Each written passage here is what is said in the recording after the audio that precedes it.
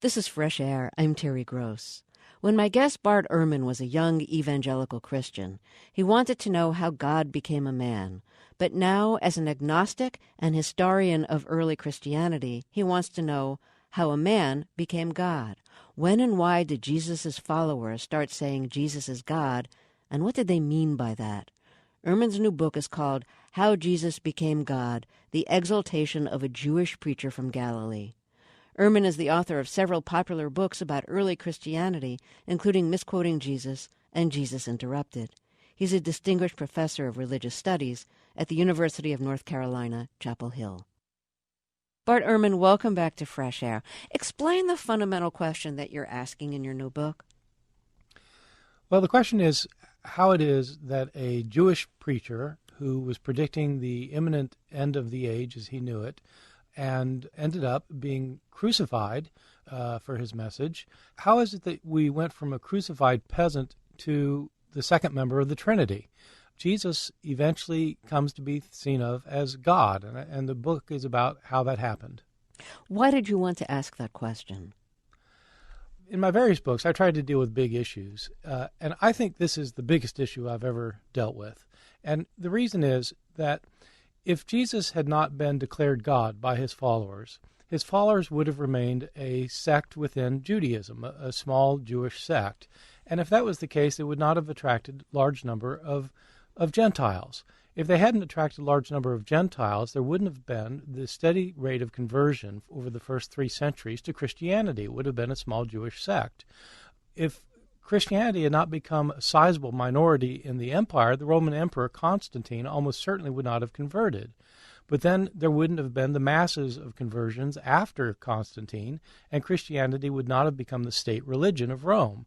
If that hadn't happened, it would never have become the dominant religious, cultural, political, social, economic force that it became, so that we wouldn't have even had the Middle Ages, the Renaissance, the Reformation, or modernity as we know it. And so this is a big question. It all hinges on this claim the early Christians had that Jesus was God. Are you saying that Christians made the claim that Jesus is God in order to grow bigger, to grow beyond being a small cult? No, I don't think they had any idea that that would happen. The earliest Christians thought that Jesus had been taken up into heaven and been made a divine being, and that he was coming back, and they thought it was going to happen very soon. So they had no idea that they were going to revolutionize Western civilization. They didn't think there was going to be a Western civilization. The end was going to come. So did Jesus' earliest followers consider him to be God? Well, what I argue in the book is that during his lifetime, Jesus himself didn't call himself God and didn't consider himself God, and that none of his disciples had any inkling at all that he was God.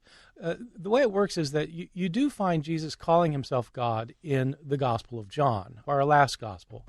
Jesus says things like, before Abraham was, I am, and I and the Father are one, and if you've seen me, you've seen the Father. These are all statements that you find only in the Gospel of John. And that's striking because we have earlier Gospels and we have the writings of Paul, and in none of them is there any indication that Jesus said such things about him. I think it's completely implausible that Matthew, Mark, and Luke would not mention that Jesus called himself God if that's what he was declaring about himself. That would be a rather important point to make. So this is not an unusual view among scholars. It's simply the view that the Gospel of John is providing a theological understanding of Jesus that is not what was historically accurate. Jesus was referred to as the King of the Jews. Did he call himself that? And what did that mean in its time? Do we know? Can we have any idea what that meant in its time? Yeah, we do know, and it actually, to be King of the Jews simply meant literally being the king over Israel. It is a very difficult question to get to what Jesus taught about himself because of the nature of our Gospels. But one thing is relatively certain, that the reason the Romans crucified Jesus was precisely because he was calling himself the King of Israel. Now, Jesus obviously was not the king, so what might he have meant by it? Well, what scholars have long thought is that Jesus was talking about not being put on the throne by means of some kind of political show of power, but that Jesus thought the world as he knew it was coming to an end, and God was going to bring in a kingdom, a new kingdom, in which there would be no more injustice or oppression or poverty or suffering of any kind. And in this kingdom, Jesus appears to have thought that he himself would be the future king. And so Jesus meant this not in the regular political sense, but in a kind of apocalyptic sense, that at the end of the age, this is what was going to happen. He was going to be installed as king. So Jesus saw himself as the Messiah. What else did that mean in its time? Well, a lot of Christians today have a wrong idea about what the Messiah was supposed to be. The word Messiah is a Hebrew word that literally means the anointed one. This was used in reference to the kings of Israel. The ancient kings of Israel, when they became king during the coronation ceremony, would have oil poured on their head as a sign of divine favor. And so the king of Israel was called God's anointed one, the Messiah. There came a point at which there was no longer a king ruling Israel, and some Jewish thinkers began to maintain that there would be a future king of Israel, a future anointed one, and they called that one the Messiah. And so the Messiah, for most Jews, simply referred to the future king of Israel. And so when Jesus told his disciples that he himself was the Messiah, he was saying that in the future, when God establishes the kingdom once more, I myself will be the king of that kingdom. And so it's not that the Messiah was supposed to be God. The Messiah was not supposed to be God. The Messiah was a human being who would be the future king. And that's probably what Jesus taught his disciples that he was. When you're asking the question of, did Jesus really rise from the dead? Was there really an empty tomb, a tomb that he had been buried in? As a scholar of the historical Jesus, where did he go to try to answer those questions? Well, there are some questions that history can answer and other things that history cannot answer. What I try to teach my students is that history is not the past. Now, that seems a little strange to my students, but I explain there are a lot of things in the past that we cannot show historically. For example, you can't show, even if you want to, you simply can't show what my grandfather ate on March 23rd, 1956. I mean, he ate something for lunch that day, I'm sure, but there's no way we have access to it. So it's in the past, but it's not part of history. History is what we can show to have happened in the past. One of the things that historians cannot show as having happened in the past is anything that's miraculous. Because to believe that a miracle has happened, to believe that God has done something in our world, requires a person to believe in God. It requires a theological belief. But historians can't require theological beliefs to do their work. That's why historians, whether they're historians of World War II or of the Napoleonic age or of ancient Alexandria, Egypt, historians who deal with historical subjects don't invoke miracle because it's beyond what historians can prove. Miracles may have happened in the past, but they're not part of history. So that applies to the resurrection of Jesus. Historians acting as historians, whether they're believers or non-believers, as historians, they simply cannot say Jesus was probably raised by God from the dead. But historians can look at other aspects of the resurrection traditions and see whether they bear up historically. So, for example, the question, was there an empty tomb? Was Jesus put in a tomb and 3 days later that tomb was found empty? Well, that's a historical question. And to answer it, it doesn't require any set of religious beliefs. You can simply look at the sources and come and draw some historical conclusions. Okay, so one of the things you look at is typically what happened to the bodies of men who were crucified. And when you try to answer that question, what answers do you come up with? You know, this is one of the things that really startled me in doing my research for this. I actually changed my views about this question about whether there was an empty tomb 3 days after Jesus' death. And the reason I changed my mind about it is because I decided to look into what we know about Roman practices of crucifixion. Now, it's interesting that we never have any literary descriptions in any writing at all. There's no description of how exactly crucifixion was performed. But there are references in ancient Greek and Latin texts that refer to people who have been crucified. And what is striking is that in virtually every instance we're told that the person was left on the cross in order to rot away and to be eaten by scavengers. So that the punishment of crucifixion wasn't simply the torture involved. It also was the horrible effect of not being given a proper burial. The desecration of the body after death. Absolutely. The body was to be desecrated, and this was scandalous to ancient people. But the Romans did it this way as a disincentive for crime. So it's not just that you're going to go through a horrible death. Your body is going to rot on the cross, and scavengers are going to eat it. And this is the typical procedure for crucifixion in the ancient world. And so I ask in my book, is it likely that there was an exception in the case of Jesus? So in the Gospels, of course, Joseph of Arimathea asks for Jesus' body, and Pontius Pilate gives it to him, and then Joseph puts it in his tomb, and 3 days later that tomb is found empty. Well, I ask the question in my book, is Pilate, from what we know about him from other sources, likely to have made an exception with Jesus or with anyone else? Is Pilate likely to have said, well, okay, in this one case, we'll actually take the carcass off the cross and put it in and give him a decent burial? I think it's highly unlikely for reasons that I lay out in the book, given what we know about Pilate from other sources. What are some of the reasons you think Pilate would not have made an exception? Well, what we know about Pilate comes to us from various sources, including the Jewish historian Josephus and the philosopher from Alexandria, Egypt, named Philo. What we learn about Pilate from these sources is that Pilate was not a nice fellow. He was not concerned about the people that he ruled. He was ruthless. He was hard-hearted. He was mean-spirited. And he simply did not care about the religious sensibilities of the Jews in Palestine, as we learned from several episodes in both Josephus and Philo. And so even if the Jewish authorities who had arranged for Jesus to be crucified with Pilate, even if they decided, well, let's give him a decent burial, there's nothing in the record to suggest that Pilate would ever do that. And we have no record of any governor of any province in the entire Roman Empire who would bow to the religious sensibilities of their people in order to give somebody a decent burial. And so it seems unlikely to me that the exception was made in the case of Jesus. Say an exception was made. Do you have other questions about the entombment of Jesus before the resurrection? Yeah, before I wrote this book and did the research on it, I was convinced, as many people are, that Jesus was given a decent burial, and on the third day the women went to the tomb, found it empty, and that started the belief in the resurrection. Apart from the fact that I don't think Jesus was given a decent burial, that he was probably thrown into a common grave of some kind, apart from that, I was struck in doing my research by the fact that the New Testament never indicates that people came to believe in the resurrection because of the empty tomb.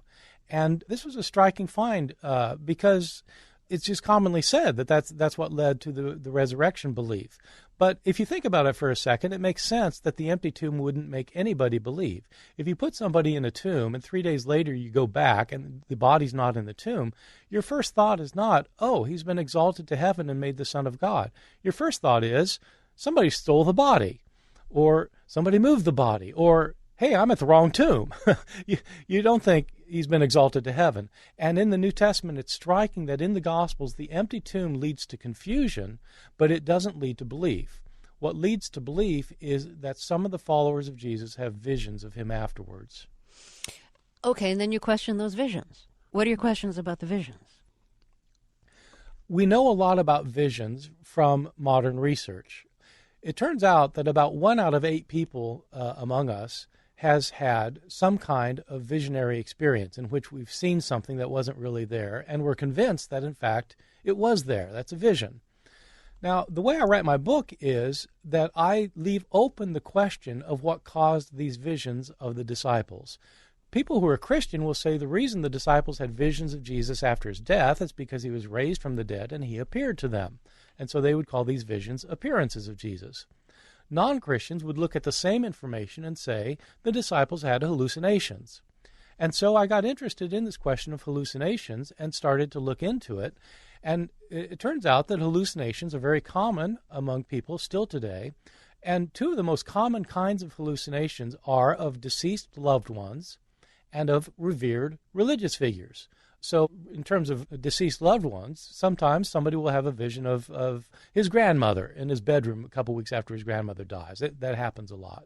In terms of revered religious figures, we have all sorts of documented reports of the Blessed Virgin Mary appearing to hundreds of people at one time, thousands of people at one time.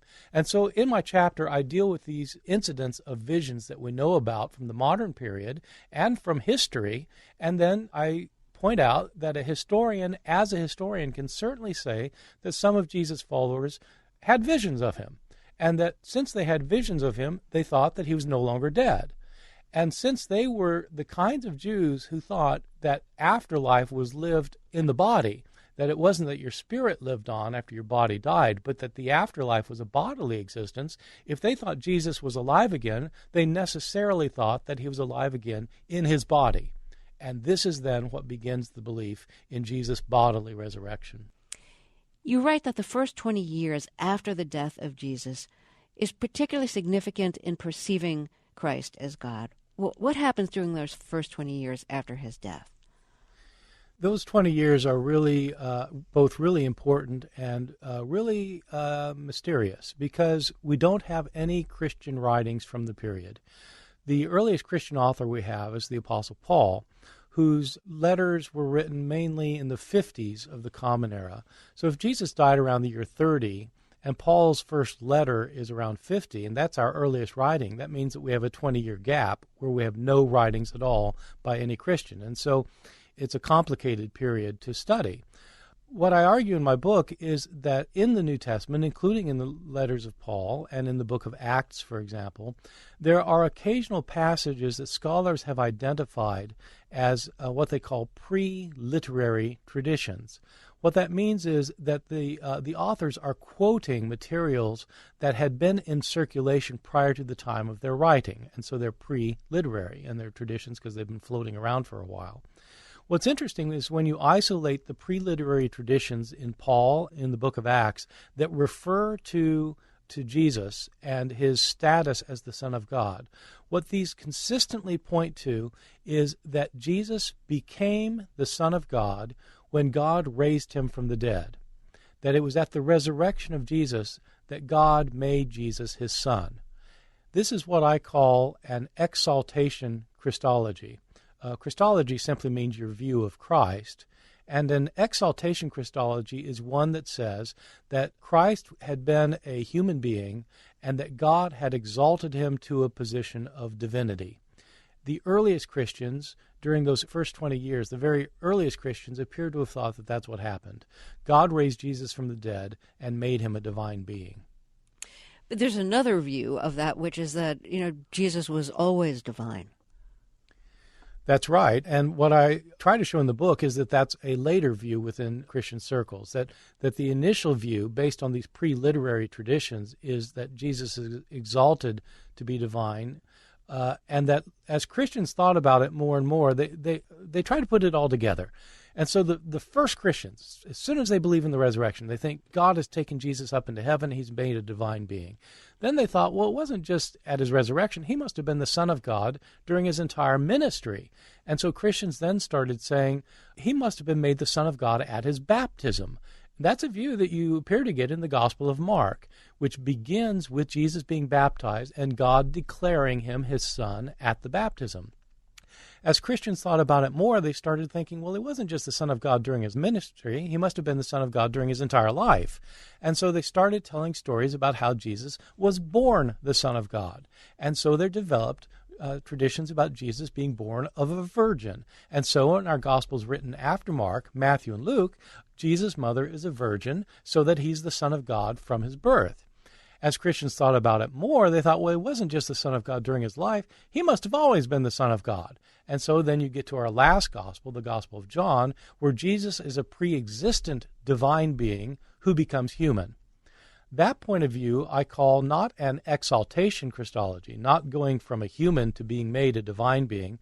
I call it an incarnation Christology, where you start out as a divine being and then temporarily become human. And so these are the two fundamental kinds of Christology that you get in the earliest years, an exaltation and an incarnation Christology. So what were some of the beliefs in ancient times, in the times of Christ, about divine beings and earthly people, and whether they had any interaction at all, and whether there were divine beings on earth? Right. This is something that is not widely known outside the realms of scholars. We today, many of us think of Jesus as the only miracle-working Son of God of the ancient world. As it turns out, he wasn't the only one. There were a lot of individuals in antiquity, in Greek, Roman, and Jewish circles, who were thought to be both human and divine. There were basically three ways that this could happen. You find this in Greek and Roman mythology, and you also actually find it in Jewish texts. Sometimes you have a human being who is a superior human being, either unbelievably powerful or beautiful or wise, and because of this person's superiority, a god or the gods or the God of Israel exalts the person to heaven and makes that person a divine being. So the person starts out as a human and becomes divine. That's one way that a human can be divine. A second way is that sometimes in legend and mythology, a divine being will have sex with a mortal, and the offspring will be a divine human. So that, for example, that's how Hercules is born. Hercules' mother is a mortal, but his father is Jupiter, the king of the gods. So that's a second way, someone born to the union of a divine being and a mortal being. The third way is that sometimes divine beings can take on human shape. And so when Jupiter comes down to get Hercules' mother pregnant, he comes down in the form of a human. And so gods can temporarily become human. Now, these ways of looking at it are found in Greek and Roman mythology, but they're also found in Jewish texts. The Christians took up all three ways and applied them to Jesus. The earliest Christians maintained that Jesus was a human being who was made God, a divine being. Later, they ended up saying that Jesus was born to the union of God and a mortal because the Holy Spirit came upon Mary, and that's how she conceived Jesus. So Jesus literally had God as his father. And then later Christians started to say that, in fact, Jesus was a divine being who temporarily became a human being. So these three ways of understanding divine humans in the ancient world are picked up by Christians who developed their Christologies accordingly. So ancient Greeks and Romans believed that there were many gods and that those gods could visit Earth and that some gods actually procreated with humans. But at the same time, were some people elevated almost to the status of God? Was Julius Caesar, for instance, almost deified? Yeah, he wasn't almost deified. He absolutely was deified. And his adopted son, Caesar, who became Caesar Augustus, his adopted son Octavius, was very much in favor of the decision that, in fact, Julius Caesar had become a god, because if his father had become a god, what does that make him? He's the son of God. And so absolutely figures like Romulus became a god, the founder of Rome, and other people. And then the Roman emperors, of course, were often said to have become gods, either at death or sometimes even during their lives. And how did that deification of the emperor fit, do you think, in how the Romans changed Christianity when Constantine converted? One of the things that struck me in writing this book is I came to realize with a clarity that I hadn't seen before that right at the same time that Christians were calling Jesus God is exactly when Romans started calling their emperors God. So these Christians were not doing this in a vacuum. They were actually doing it in a context. And I don't think that this could be an accident, that this is the point at which the emperors were being called God. And so by calling Jesus God, in fact, it was a competition between your God, the emperor, and our God, Jesus. When Constantine, the emperor, then converted to Christianity, it changed everything, because now, rather than the emperor being God, the emperor was the worshiper of the God Jesus. And that was quite a forceful change, and one could argue it changed the understanding of religion and politics for all time.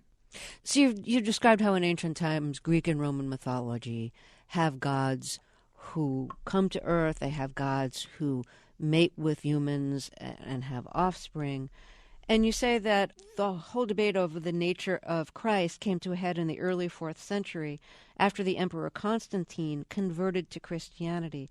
So how did Constantine, a Roman emperor's conversion to Christianity, change the debate about the nature of Christ's divinity? Well, the conversion of Constantine is absolutely everything to the success of Christianity, but also to this developing idea of who Jesus was as a divine being. And there are debates about why Constantine converted to Christianity. Some people think that he had a genuine religious experience as described in some of the ancient sources. Others think that it was more of a kind of a cynical political move on his part. And my view is that I'm not cynical about it. I think Constantine actually had a conversion, but there was a political component to it. Constantine was ruling over a fragmented empire, and Christianity provided precisely what he needed to have a kind of cultural unity in his empire, because Christianity emphasized oneness. There's only one God. There aren't lots of gods, as in Roman paganism. There's only one God. He has one Son. There's one truth. There's one faith, one hope, one baptism. It's all about oneness. And Constantine saw this as possibly a unifying factor for his fragmented empire. The problem was that Christianity itself was fragmented over this question of who Christ is. Is Christ a subordinate divine being who came into existence at some point in the remote past, or is Christ fully equal with God, and as one who's equal with God has always existed? So it may seem like a kind of a refined theological debate, but it was splitting the church. And Constantine wanted the church to be unified because he wanted the unity of the church to help him unify his empire. So which side did Constantine come down on? Constantine himself didn't really care. When he talks about it, he says he thinks it's a trivial theological matter and he doesn't really care, but he wants the Christians to work it out. He wants them to agree, whichever way they go. So he calls a council where bishops from around the world were called together to decide this issue: who was Christ? Everyone at the council agreed that Christ was God. The question was, in what sense is he God? They debated these issues, and eventually one side won out. The side that won out was the side that said Christ has always been God, and he's equal with God. He's not a subordinate divinity. He's not lesser than God the Father. He's actually equal with God the Father. And this became then the standard belief from the Council of Nicaea. So I'm going to ask a question that I know will strike a lot of people as really stupid, so forgive me those people who think that this is stupid. In all of these interpretations of Christ's divinity, his divinity is connected to the God of the Old Testament. So it's not a stupid question at all. It's actually the question, because Christians had a dilemma as soon as they declared that Christ was God. If Christ is God and God the Father is God, doesn't that make two gods? And when you throw the Holy Spirit into the mix, doesn't that make three gods? So aren't Christians polytheists? Well, Christians wanted to insist, no, they're monotheists. Well, if they're monotheists, then how can all three be God? So there were various ways of trying to explain this, and one of the most popular ways that I talk about it in a chapter in my book was called modalism. It's called modalism because it insisted that God existed in three modes. Just as I myself at the same time am a son and a brother and a father, but there's only one of me, well, these theologians said that's what God is like. He's manifest in three persons, but there's only one of him. So he's at the same time, he's Father, Son, and Spirit. And so he's in three modes of existence. So there's only one of him. This view was very popular. It was held by some of the early bishops of Rome, in other words, some of the early popes. But it came to be declared a heresy because it didn't emphasize enough the distinctiveness of Father, Son, and Spirit. So, for example, when Jesus in the New Testament prays to God, he's obviously not talking to himself. And so there's someone else. And so God the Father has to be distinct from God the Son.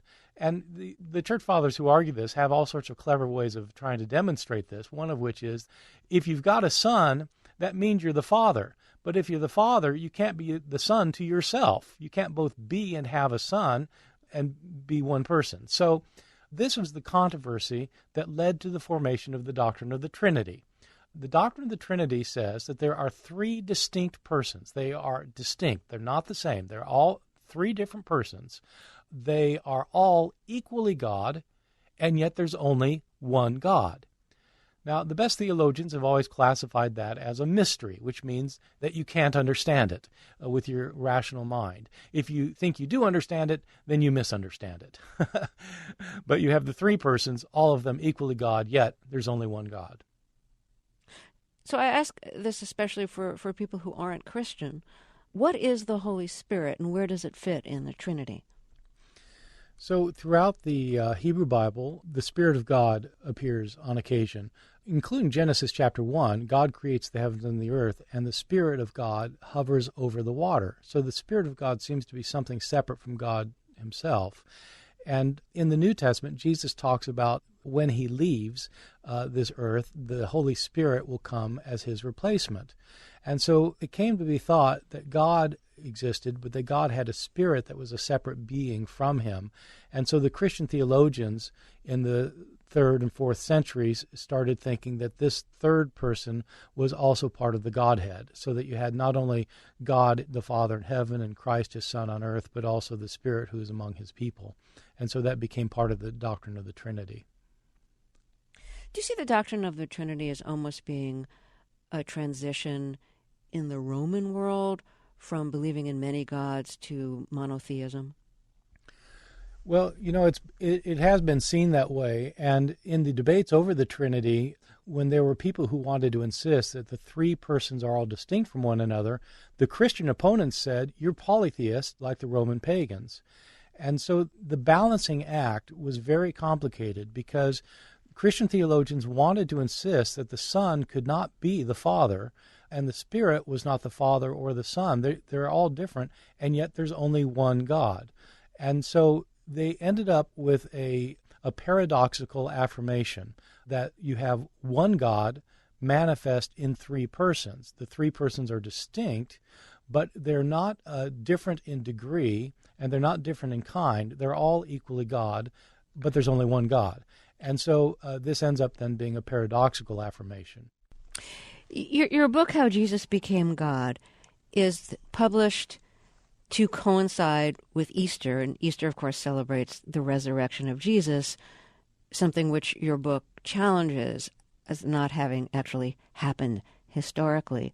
So on the one hand, you can argue the timing of this is great. It, continues a debate and a conversation at exactly the right time. On the other hand, you could say the publication of the book is timed in a very sacrilegious way because it historically challenges the fundamental, or at least a fundamental belief of Christianity. How do you feel about the book being published just in time for Easter? I think it's important to understand that in this book, I actually do not take a stand on either the question of whether Jesus was God or whether he was actually raised from the dead. I leave open both questions because those are theological questions based on religious beliefs, and I'm writing the book as a historian. I'm not allowing my religious beliefs or disbeliefs to affect how I tell the historical story of how Christology developed, how Jesus became God. And so I leave open the question of whether Jesus was raised from the dead by saying that the reason the disciples believed he was raised from the dead is because they had visions of him. Believers will say, well, that's because Jesus really appeared to them, and non-Christians will say, well, they had hallucinations. But I leave open both possibilities. The same is true with whether Jesus was God. I should say I had several of my colleagues read this book to give me suggestions about how to do it. These colleagues are all themselves Christian. They're Christian scholars. And I know one of them for sure, if you ask him, will say, is Jesus God? He'll say, yes, Jesus is God. And he doesn't disagree with anything fundamental in this book at all. So I leave open the question of whether Jesus is God and open the question of whether he was raised from the dead because I see those as theological and religious questions, whereas I'm interested in the historical questions. So I feel very good about this book being released at the time of Easter because I think these are important historical issues of importance, of course, to Christians, and especially at this time of year, but important as well to everybody who has any interest at all in Western civilization, because this ended up being one of the most important questions for the development of our form of civilization. As we've talked about before in Fresh Air, you used to be a Christian, a fundamentalist who took the Bible as literal, and now you describe yourself as agnostic. What meaning does Easter have to you? You know, I went through a number of stages as a Christian. I was, for a long time, I was a very hardcore evangelical Christian. I guess you would call me a fundamentalist. And I thought back then that you can prove the resurrection happened historically. I had all sorts of historical proofs for it happening. I came to think that I no longer could do that, and I moved from being an evangelical Christian, and for many years I was a fairly liberal Christian. And for me, the meaning of Easter was that in Christ God had manifested himself in this world, that Easter showed that God triumphs over evil, and that evil doesn't have the last word, God has the last word. And I still resonate with that, but I'm not a believer in God anymore. And so what is the meaning of Easter now for me? I think Easter continues to show me that there is horrible injustice and oppression and political violence in the world, but that we should wrestle against it. In the Christian story of God raising Jesus from the dead, God was saying no to the Roman Empire and the forces that were aligned against him. There are political forces in our world today that do horrible things, acts of injustice and oppression, creating poverty and misery and suffering, and I think we should say no to them. And so I understand the Easter story not to be a historical event, but I still think that it says something very important about how we ought to live in the world. So finally, did you see the movie Noah? I did not. Are you going to? Yes, I am going to see it. I actually enjoy watching biblical epics. I teach a course at Chapel Hill called Jesus in Scholarship and Film, where we watch a lot of Jesus movies. And I think the Jesus movies have tended to be better than the movies about the Old Testament. So don't tell me you don't like the Ten Commandments. Well, I'll tell you, it has some good moments. The parting of the Red Sea is quite spectacular. But yeah, generally I'm not a huge Charlton Heston fan. But Russell Crowe I can live with. What's your favorite of the Jesus movies? My favorite Jesus movie is one that is not widely seen, that is absolutely the best ever made. It's called Jesus of Montreal. It's fantastic. It's about a theater troupe that puts on a passion play in a Catholic cathedral in Montreal, and the events of their lives start reflecting the events of the gospel story. It's extremely clever and really, really very interesting and thought-provoking. Okay. Well, Bart Ehrman, thank you so much for talking with us. It's great to talk with you again. Well, thanks for having me. Bart Ehrman is a distinguished professor of religious studies at the University of North Carolina, Chapel Hill. His new book is called How Jesus Became God. You can read the introduction on our website, freshair.npr.org. This is Fresh Air.